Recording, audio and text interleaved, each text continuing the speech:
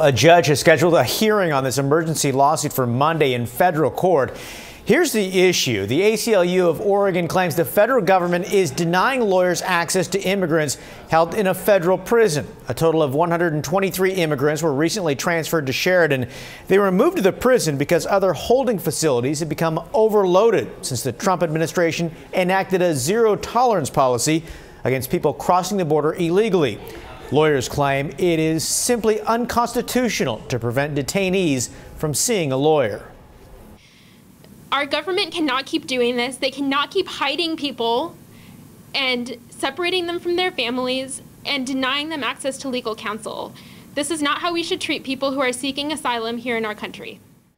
And also today, Oregon Governor Kate Brown sent a letter to the feds demanding information about migrant children who were separated from their families. Governor Brown said 4 of those kids are being held in Oregon, but she's been given no information about how old they are or how soon they'll be reunited with their families.